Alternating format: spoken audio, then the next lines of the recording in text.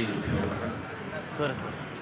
ಪೂಜ್ಯರಾದಂತಹ ಮಂತ್ರಾಲಯ ಗಣಾಧೀಶರು ಶ್ರೀ ಶ್ರೀ ಸುಧೇಂದ್ರ ತೀರ್ಥ ಶ್ರೀಪಾದಂಗಳವರು ವೇದಿಕೆಯನ್ನು ಅಲಂಕರಿಸುತ್ತಿದ್ದಾರೆ. ಈ ಆಗಬೇಕಾದ್ರೆ ತತ್ವಜ್ಞಾನ ಸಮ್ಮೇಳನ ಎಂಬುದು 108 तत्र उत्तरमेव अस्ति घटज्ञानस्य केवलं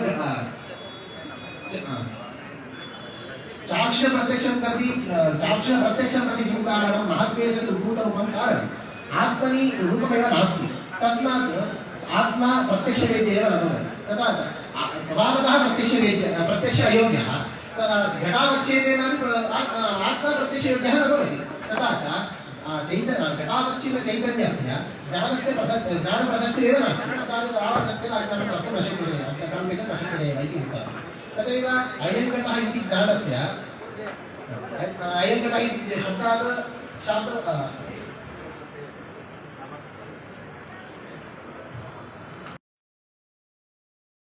चैतन्यं सप्रकाशरूपं भवति। घटावच्छिन्नते यथा आकाशः प्रत्यक्ष अयोग्यः, घटावच्छिन्न आकाशोऽपि यथा प्रत्यक्ष अयोग्यः तथैव चैतन्यम् शुद्धं दीपम् एवञ्च अयमिति शुद्धचैतन्यस्य भानं भवतावक्तं रूपादिरहितत्वेन कथं भानम् इति। परन्तु अधिष्ठानस्फुरणं विना आरोप्यस्य ज्ञानं न भवति।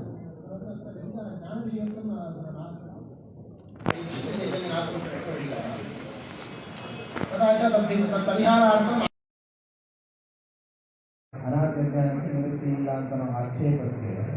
ವಿವರಣಕಾರರು ಉತ್ತರ ಕೊಟ್ಟಿದ್ದಾರೆ, ಅದರ ಖಂಡನೆ 14.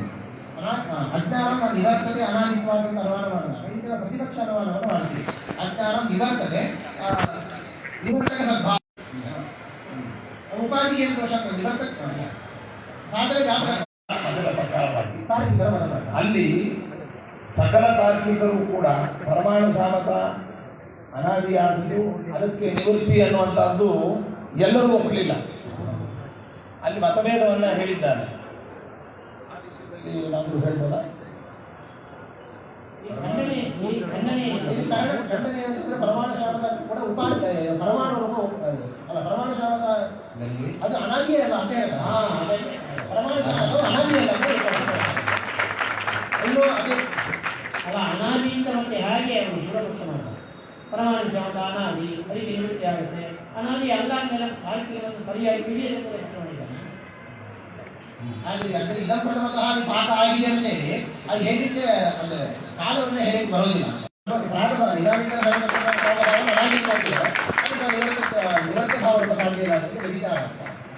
ಅದು ಇಷ್ಟು ವಿಚಾರಗಳನ್ನು ತೋರಿಸಿದ್ದಾರೆ. ಅದು ಪರಿಹಾರಕ್ಕೋಸ್ಕರ ಮೊದಲು ಅನಾದಿತ್ವ ಭಾವತ್ವೇನಿದೆ ಅನಾದಿತ್ವ ಅಂತ ಹೇಳಿದಾಗ ಪ್ರಾಗಭಾವದಲ್ಲಿ ಭಾವರೂಪ ಹೇಗೆ ವಿಶೇಷಣ ಇಲ್ಲದ್ರಿಂದ ವಿಚಾರವನ್ನು ಹೇಳಿ ಬರೋದಿಲ್ಲ, ವಿವೇಕದಲ್ಲಿ ಕೂಡ ಹೇಳಿ ಬರೋದಿಲ್ಲ. ವಿಚಾರ ಇದೆಯಾ? ವಿಚಾರ ಮುಂದೆ ಪರಿಹಾರ ಮಾಡೋದು ಅದನ್ನ ಅನಾದಿಯೇ ಅಲ್ಲ, ಸಂತಾನ ಅನ್ನೋದು ಅನಾದಿಯೇ ಅಲ್ಲ ಅಂತ ಈಗ ಯಾಕೆಂತಂದ್ರೆ ವಾಸನಾ ಸಂತಾನಕ್ಕಿಂತ ಅತಿರಿಕ್ತವಾದಂತಹ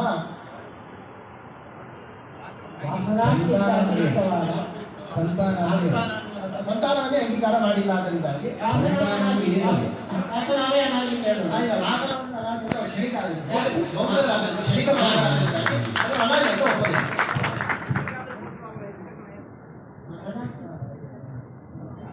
ಅವಿನಾಶಿಕರ ಬೌದ್ಧ ಅಂದ್ರೆ ವಿನಾಶವನ್ನು ಅಂಗೀಕಾರ ಮಾಡೋದು.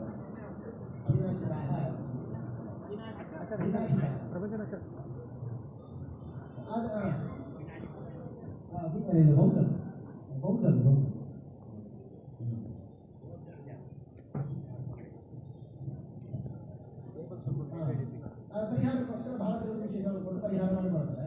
ಎಲ್ಲರೂ ಇದು ಅಜ್ಞಾನ ನಿವರ್ತಕ, ಅನಾದಿನ ನಿವರ್ತತೆ ಅಂತ ಹೇಳಿ ವಿಶೇಷ ವ್ಯಾಪ್ತಿ ಇದೆ, ಸಾಮಾನ್ಯ ವ್ಯಾಪ್ತಿ ಇದೆ.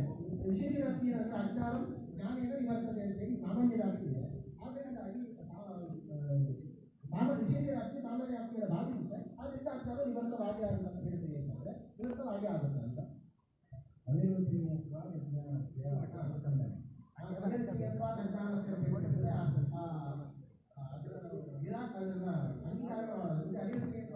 ನಿರಾಕರಣೆ ಮಾಡ್ತಿದ್ವಿ ಅಂತ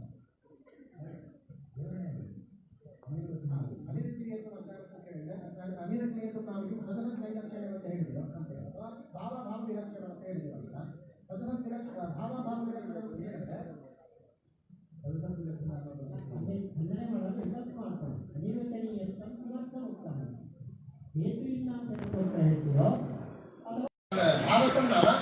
ವಿಲಕ್ಷಣ ಬಗ್ಗೆ ಅರ್ಥವನ್ನು ಮಾಡ್ತೀವಿ.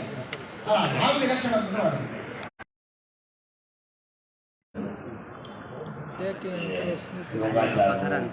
ಸೂತ್ರಾಂತರು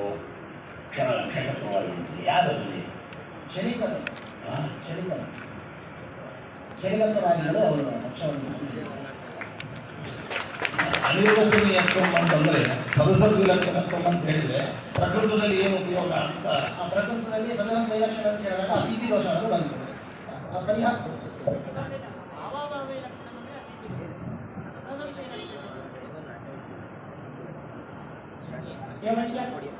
ಏವಂಚ ಅಜ್ಞಾನಂ ನಿವರ್ತತೆ ಸದಸದ್ ವಿಲಕ್ಷಣ ಅಂತ ಅನುಮಾನ ಮಾಡಿ. ಇದೇನು ದೋಷ ಇದೆ ಹೇಳಿ. ಸದಸದ್ ವಿಲಕ್ಷಣ ಹೇಗೆ ಅಜ್ಞಾನದಿಂದ ಅದರಿಂದ ಅತಿಥಿ ದೋಷ ಅಂತ ಅಸಕ್ತಿ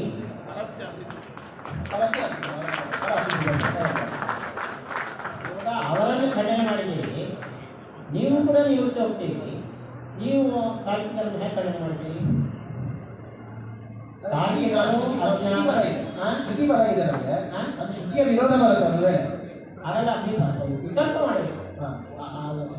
ಸ್ವತಂತ್ರ ಅನುಮಾನ ಅಂತ ಹೇಳಿದಿರೋ ತರ್ಕ ಅಂತ ಹೇಳಿದಿರೋ ಅನುಮಾನ ಆದರೆ ಹಾಗೆ ಅನುಮಾನ ಅಜ್ಞಾನ ನಿವರ್ತದೆ ಅನಾದಿ ಅಜ್ಞಾನ ನಿವರ್ತದೆ ನಿವರ್ತದೆ ಅಜ್ಞಾನತ್ವ ಅನಾದಿತ್ವ ಅನುಮಾನ ಅನಾದಿನ ಅನಾದಿತ್ಯ ತರ್ಹಿ ನಿವರ್ತೇತ ತರ್ಹಿ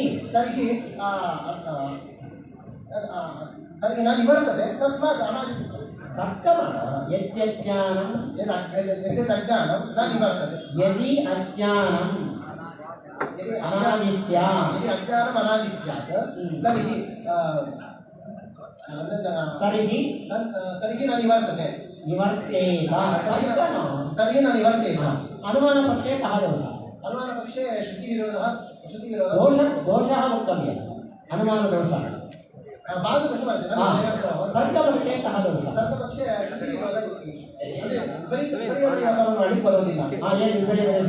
ನಿವೃತ್ತಿ ಆಗುತ್ತೆ ಅಂತಂದ್ರೆ ಅನಾದಿಗೆ ಆಗದು ಅಂತ ಹೇಳಬೇಕು. ಆದ್ರೆ ಶ್ರುತಿಯಿಂದ ಅಜ್ಞಾನ ಅನಾದಿ ಅಂತ ಸಿದ್ಧ ಆಗಿದೆ. ನಿವರ್ತತೆ ತರ್ಹಿ ನಿವರ್ತತೆ ಅಯಂ ನಿವರ್ತತೆ ಅಯಂ ಅನಾದಿತ್ವಂ ನ ಸ್ಯಾತ್ ತಸ್ಮಾತ್ ನಾನಾದಿ. ಇವಾಗ ಶ್ರುತಿ ಬರೋದಿಲ್ಲ. ಶ್ರುತಿ ವಿರೋಧ ಬರುತ್ತೆ. ಅನಾದಿ ತಸ್ಮಾತ್ ನಾನಾದಿ ಅಂತ ಇದೆ. ಇದಕ್ಕೆ ಶ್ರುತಿ ವಿರೋಧ ಅನಾದಿ ಮಾಯಾ ವಿದ್ಯಾ ಅಂತೇಳಿ ಅನಾದಿ ಮಾಯಾ ಸುತ್ತ ಅನಾದಿ ಮಾಯಾ ಸುತ್ತ ಏನು ಹೇಳ್ತಾರೆ ಶ್ರುತಿ? ಅಜ್ಞಾನ ಅನಾದಿ ಅಂತ ಹೇಳ್ತಾರೆ. ನಿಮ್ಮ ಇವರೇ ಏನ್ ಮಾಡ್ತಾರೆ? ಆ ನಿವೃತ್ತಿ ಆಗಿ ಅನಾದಿ ಆಗದೇ ಇರಬೇಕಾಗಿದ್ದು ಬರೆಯಬೇಕು. ಅನಾದಿ ಅಲ್ಲ, ಅನಾದಿ ಅಲ್ಲ ಅಂತ ಅನಾದಿ ಅಲ್ಲ ಅಂತ ಹೇಳ್ತಾರೆ. ಈ ಸಂದರ್ಭದಲ್ಲಿ ಅನೇಕ ಮತಾಂತರಗಳು ಅವರು ಅನಾದಿ ಹೇಳ್ತಾರೆ, ಅನಾದಿ ಅಲ್ಲ ಇವರಿಗೆ ಅನಾದಿ ಇಲ್ಲ ಅಂತಲ್ಲ. ಮತಾಂತರ ಬಗ್ಗೆ ಅದನ್ನ ನೈತಿಕರಿಗೂ ಮತ್ತು ಬೇರೆ ಮತಾಂತರಗಳು ಇವಾರ್ಯಾಗಿ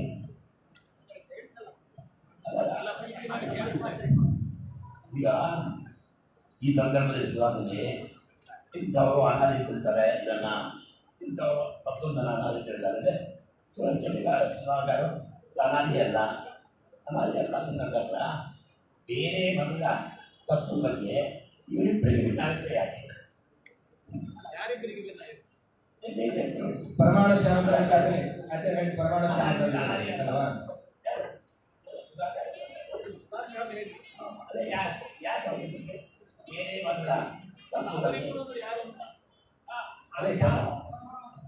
ಅದೇ ಪರಮಾಣು ಶ್ಯಾಮದ ಬಗ್ಗೆ ಈ ವಿಚಾರ ಬಂತು. ಪರಮಾಣು ಶ್ಯಾಮದ ಅನಾದಿ ಅಂತ ಹೇಳಿದ್ದಾರೆ.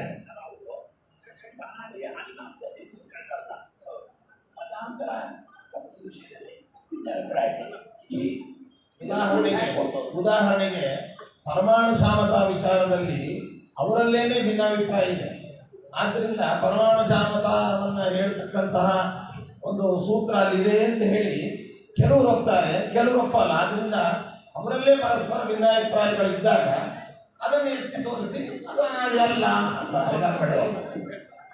ಒಂದೊಂದು ಅನಾದಿ ಅಂತಂದ್ರೆ ಅನಾದಿ ಅಲ್ಲ ಅಂತ ಸೂತ್ರದಲ್ಲಿ ಆರಿಕೆ ಮಾಡಿದೆ. ಆದರೆ ಅಲ್ಲ ಅಂತ ಹೇಳೋರು ಬೇಕಿರ್ತಾರೆ, ಪ್ರಮಾಣ ಬೇಕು. ಅದಕ್ಕೆ ಇರೋದು ಯಾವುದಕ್ಕೋಸ್ಕರ ಅವರಿಗೆ ಭಿನ್ನ ಅಭಿಪ್ರಾಯ. ಪ್ರಮಾಣ ಯಾರು ಗ್ರಹಣ ಮಾಡಲಿಲ್ಲ, ಯಾರಿಗೆ ಪ್ರಮಾಣ ಅದಕ್ಕೆ ಟೀಕಾಚಾರ್ಯ ಯುಕ್ತಿಯನ್ನು ಹೇಳಿದ್ದಾರೆ ಆಚಾರ್ಯ. ಪಾಠಕ್ಕೆ ಐದಂ ಪ್ರಾಥಮ್ಯ ಇಲ್ಲ. ನೈಯಾಯಿಕರು ಭಾವರೂಪ ಒಂದು ಅಜ್ಞಾನವೇ ಹೋಗಿಲ್ಲ. ಅಜ್ಞಾನ ಅಂತ ಜ್ಞಾನ ಭಾವನೆ. ಆದ್ದರಿಂದ ಅವರಿಗೆ ಅನಾದಿನೋ ಸಾಧಿನೋ ಅನ್ನೋ ಪ್ರಶ್ನೆನೇ ಇಲ್ಲ. ಆದರೆ ವೇದಾಂತಿಗಳೆಲ್ಲರೂ ಕೂಡ ಭಾವರೂಪವಾದ ಒಂದು ಅಜ್ಞಾನ ಅಂತ ಹೋಗಿಲ್ಲ. ನೈಯಾಯಿಕರು ಮಿಥ್ಯಾಜ್ಞಾನಸ್ಯ ಅನಾದಿತಾಂ ತದ್ವ್ಯತಿರಿಕ್ತಂ ವಾ ಪ್ರವಾಹಂತಾಗಿ ಕುರ್ವಂತಿ. ಆದ್ದರಿಂದ ಮಿಥ್ಯಾಜ್ಞಾನವೂ ಅನಾದಿ ಅವರಲ್ಲಿ. ದೇವಾತ್ಮೈಕ್ಯ ಜ್ಞಾನ ನೈಯಾಯಿಕರಲ್ಲಿ ಇಲ್ಲ ನೋಡಿ, ಅಂದ್ರೆ ಅನಾದಿ ಅಂದ್ರೆ ಪ್ರವಾಹದ ಅನಾದಿ. ನಚ ನೈಯಾಯಿಕಾದಯಃ ಮಿಥ್ಯಾಜ್ಞಾನಸ್ಯ ಅನಾದಿತಾಂ ತದ್ವ್ಯತಿರಿಕ್ತಂ ವಾ ಪ್ರವಾಹಂ ಅಂಗೀಕುರ್ವಂತಿ. ಅದೇ ಮಿಥ್ಯಾಜ್ಞಾನ ಪ್ರವಾಹವನ್ನು ವಿಚಾರ ಹೇಳಿದ್ದಾರೆ. ಮಿಥ್ಯಾಜ್ಞಾನ ಅಂದರೆ ದೇಹಾತ್ಮೈಕ್ಯ ಭ್ರಮ. ಜ್ಞಾನವು ಕ್ಷಣಿಕ ಅವರಲ್ಲಿ, ಅಂತ ಪ್ರವಾಹವು ಆದ್ದರಿಂದ ಅಸರಿ. ಇಲ್ಲಿಗೆ 10 ಅಂಕದ 2 ಪ್ರಶ್ನೆಗಳು ಬಂದಿದೆ. 5 ಅಂಕಗಳು ನಾರಾಯಣ ಗುಣೈಕರೇ ಎನ್ನುವ ಏನು ಮೊದಲನೇ ಮಂಗಳಾಚರಣೆ ಇದೆ ಆಚಾರ್ಯರು. ಅಲ್ಲಿ ಯಾವ್ಯಾವ ವಿಶೇಷಣಗಳಿಂದ ಯಾವ್ಯಾವ ಲಕ್ಷಣಗಳನ್ನು ಹೇಳಿದಾಗ ಭಗವಂತನ ಲಕ್ಷಣಗಳನ್ನು ಹೇಳಿದಂಗಾಯಿತು ಮತ್ತು ವಿವರಣೆಗಳು. ಮೊದಲು ನಿಖಿಲ ಪೂರ್ಣ ಗುಣೈಕ ದೇಹ ಎಂಬ ವಿಶೇಷಣದಿಂದಾಗಿ 3 ಲಕ್ಷಣಗಳು ಸಿದ್ಧ ಆಗುತ್ತೆ. ಗುಣಪೂರ್ಣತ್ವ, ಪೂರ್ಣ ಗುಣತ್ವ, ಗುಣೈಕ ದೇಹತ್ವ, ಸ್ವತಃ ಗುಣೈಕ ದೇಹತ್ವ ಅಂತೇಳಿ 3 ಲಕ್ಷಣಗಳು ಸಿದ್ಧ ಆಗುತ್ತೆ. ಮೂರು ಹೇಳ್ಬೋದು. ಒಂದನೇದು ಗುಣಪೂರ್ಣತ್ವ,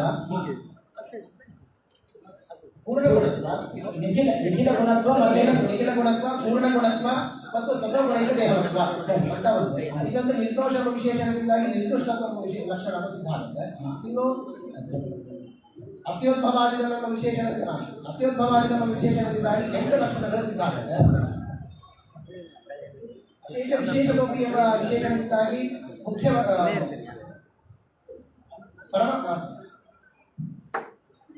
ಮುಖ್ಯವಂದ್ಯತ್ವ, ಅಖಿಲ ವೇದ ಪ್ರತಿಪಾದ್ಯತ್ವ, ಅಖಿಲಾದಿ ವೇದ್ಯತ್ವ,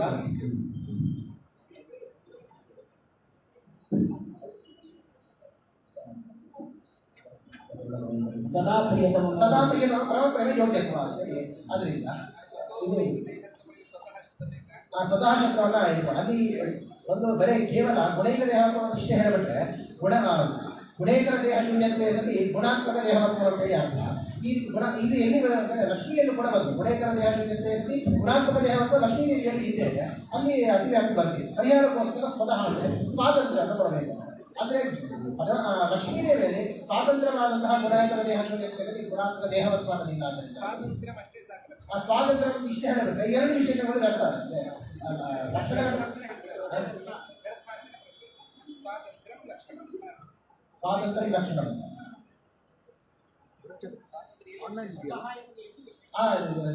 ಗುಣದಲ್ಲಿ ವಿಶೇಷಣ ಅಂತ ನಾವು ಸಿದ್ಧಾಂತ ಹೇಳೋದು. ಗುಣದಲ್ಲಿ ವಿಶೇಷಣ ಅಂತ ಹೇಳ್ತಾರೆ. ಪರಮ ಪ್ರೇಮ ಯೋಗ್ಯತ್ವ ಎನ್ನುವುದು ಅನುಭವ ಸಿದ್ಧ ಆಗಿಲ್ಲ. ಅನುಭವ ಸಿದ್ಧ ಆಗಿಲ್ಲ, ಅನನುಭವಿಕರ ಅಂತಂದ್ರೆ ಅದಕ್ಕೆ ಮಮ ಸದಾ ಮಮ ಅಂತ ಪದ ಹೇಳಿರೋದ್ರಿಂದಾಗಿ ಅವರಿಗೆ ಅನುಭವ ಸಿದ್ಧವಾಗಿದೆ ಅಂತ. ಮುಚ್ಚಿದ 2 ಮಾರ್ಕಿನ ಪ್ರಶ್ನೆ. ಸೇಮ್ ಗತಾರ್ಥತಾ ಶಂಕ ತತ್ ಸಮಾಧಾನಂಚ ನೋಪದ್ಧತೆ ವಾಕ್ಯ ಬಂದಿದೆ.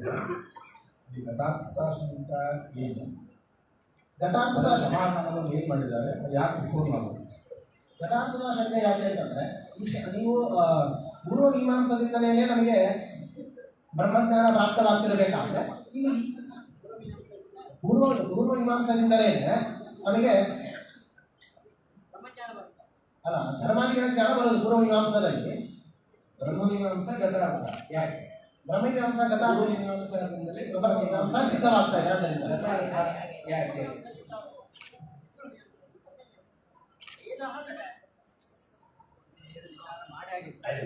ಬ್ರಹ್ಮ ಏನು? ಬ್ರಹ್ಮ ವಿಷಯ, ಬ್ರಹ್ಮದ ಧರ್ಮರೂಪ ಅಂತ ತಿಳ್ಕೊಂಡು. ಯಾಕೆ? ಚೋದನಾ ಲಕ್ಷಣಾರ್ಥೋ ಧರ್ಮ ಅಂತೇಳಿ ದ್ವಿತೀಯ ಸೂತ್ರದಲ್ಲಿ ಧರ್ಮದ ಸ್ವರೂಪವನ್ನು ನಿರೂಪಣೆ ಮಾಡಿದ್ದಾರೆ. ಆದ್ದರಿಂದಾಗಿ ಅಲ್ಲಿ ಚೋದನಾ ಲಕ್ಷಣಾರ್ಥ ಅಂತಂದ್ರೆ ಅದೇ ಚೋದನಾ ಲಕ್ಷಣಾರ್ಥ ಅಂತಂದ್ರೆ ವಿಧಿವಾಕ್ಯದಿಂದ ಜನ್ಯವಾದಂತಹ ಪ್ರಮಾಣ ವಿಷಯ ಅಂತ ಅರ್ಥ. ಅರ್ಥಃ ನಾಮ ಪ್ರಯೋಜನ ಅಂತ ಬ್ರಹ್ಮನಲ್ಲಿ ವಿಧಿವಾಕ್ಯದಿಂದ ಜನ್ಯವಾಗ್ತದೆ. ತದ್ವಿಜಿಜ್ಞಾಸತ್ವ ತದ್ಬ್ರಹ್ಮ ಎಂಬಂತಹ ಶ್ರುತಿಯಿಂದಾಗಿ ಅವನು ಧರ್ಮಸ್ವರೂಪನಾದಾದ್ದರಿಂದಾಗಿ ಪೂರ್ವಮೀಮಾಂಸದಿಂದಲೇ ಸಿದ್ಧಾರ್ಥ. ಆಚಾರ್ಯರು ಅನುವ್ಯಾಖ್ಯಾನದ ಆದ್ಯ ಪದ್ಯದಲ್ಲಿ ಜಗಜ್ಜನ್ಮ ಇದು ನಿಖಿಲಪೂರ್ಣ ಗುಣೈಕದೇಹಂ ನಿರ್ದೋಷ ಅಲ್ಲಿ ಹೇಳುವಾಗ ನಾರಾಯಣಂ ನಿಖಿಲಪೂರ್ಣ ಗುಣೈಕದೇಹಂ ನಿರ್ದೋಷಮಾಪ್ಯತಮಿ ಗ್ರಹಿಸುವ ಅಶ್ಯೋದ್ಭವಾದಿದ ಅಶೇಷ ವಿಶೇಷೋಪಿ ಅಂತ ಅಂದಿದ್ದಾರೆ. ಅಲ್ಲಿ ಉತ್ಪತ್ತಿಯನ್ನ ಸೃಷ್ಟಿಯನ್ನು ಹೇಳಿದ್ದಾರೆ. ಕಂಠತಃ ಆದಿಪದದಿಂದ ಲಯ ಮತ್ತು ನಿಯಮನ ಇವುಗಳನ್ನು ಹೇಳಿದ್ದಾರೆ. ಇಲ್ಲಿ ವ್ಯಾಖ್ಯಾನವಾದಂತಹ ಸುಧಾರದಲ್ಲಿ ಅಶ್ವೋದ್ಭವಾದಿದಂ ಅಶೇಷ ವಿಶೇಷತೋಪಿ ಎಂಬುವಲ್ಲಿ ಉದ್ಭವಾದಿದಂ ಅಂತ ಅಲ್ಲಿ ಹೇಳುವಾಗ 8 ವ್ಯಾಪಾರವನ್ನು ಹೇಳಿದ್ದಾರೆ. ವ್ಯಾಖ್ಯಾನಗಳಿಗೆ ಸರ್ವಾಂಶೇ ಸಾಮ್ಯ ಅನ್ನುವಂಥದ್ದು ಅಲ್ಲಿಲ್ಲ, ಅಲ್ಲಿ 3 ಹೇಳಿದ್ದಾರೆ. ಜನ್ಮಾದಿತ್ರಯಸ್ಯ ಉಕ್ತಿ ಅಂತ ಅಲ್ಲಿ ಅಂದಿದ್ದಾರೆ. ಇಲ್ಲಿ 8 ಹೇಳಿದ್ದಾರೆ. ಅಶ್ವೋದ್ಭವಾದಿದಂ ಎಂಬುದು ಇದು ಹೇಗೆ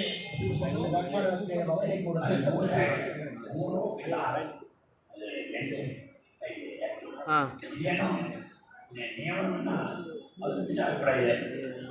ಲೈನಲ್ಲಿ ಇಲ್ಲ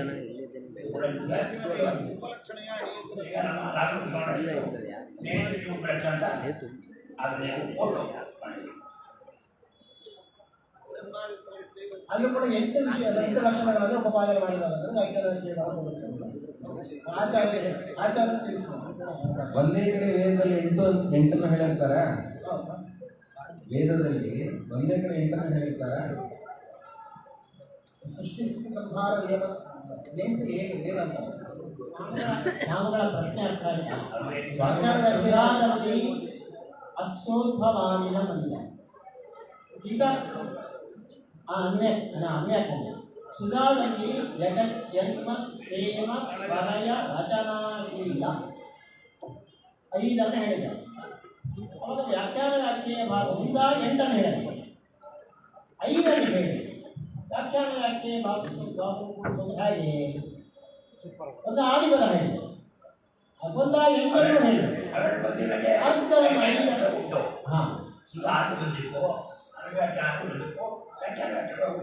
ಕೂಡಿಸ್ಬೇಕಲ್ಲ.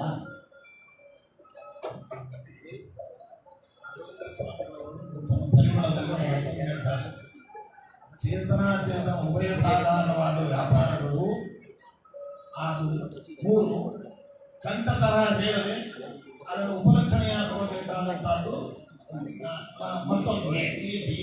ಹಾಗಾಗಿ ಉಭಯ ಸಾಧಾರಣವಾದ ವ್ಯಾಪಾರಗಳ ದೃಷ್ಟಿಯಿಂದ ಜನ್ಮಾದಿತ್ರಯಸ್ಯ ಉಕ್ತಿ ಅಂತ ಸಮಾಧಾನವನ್ನು ಕೊಟ್ಟಿದ್ದಾರೆ.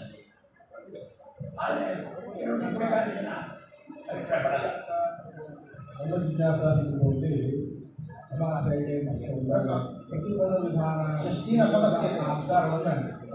ಈ ಸಂದೇಹ ಅದೇ ಸಮಾನ ಬ್ರಹ್ಮ ಜಿಜ್ಞಾಸ ಬ್ರಹ್ಮ ಜಿಜ್ಞಾಸ ಎಂಬಲ್ಲಿ ಷಷ್ಠಿ ಸಮಾಸವನ್ನು ಮಾಡಿದ್ದೀವಿ. ಆದರೆ ಇಲ್ಲಿ ಷಷ್ಠಿ ಸಮಾಸವನ್ನು ಮಾಡಲಿಕ್ಕೆ ಬರೋದಿಲ್ಲ. ಹಾಗೆ ಶೇಷೇ ಷಷ್ಠಿಯಿಂದ ವಿಧಾನವಾದಂತಹ ಯಾವ ಷಷ್ಠಿ ಇದೆಯೋ ಅದು ಮಾತ್ರ ಅಲ್ಲಿ ಒಂದು ಸಮಾಸವನ್ನು ಮಾಡಬೇಕು. ಅದು ಬಿಟ್ಟು ಕರ್ತಕರ್ಮಣ ಕೃತಿ ಬೇರೆ ಬೇರೆ ಸೂತ್ರಗಳಿಂದ ಬೇರೆ ಬೇರೆ ಸೂತ್ರಗಳಲ್ಲಿ ಹೇಳಿರುವಂತಹ ಷಷ್ಠಿಯನ್ನು ಹೇಳಿದ್ರು ಅಲ್ಲಿ ಸಮಾಸವನ್ನು ಮಾಡಲಾಗ್ತದೆ. ಸಮಾಸ ವಿಷಯ ಪ್ರತಿಪದ ವಿಧಾನ ಷಷ್ಠಿ ಸಮಸ್ಯೆ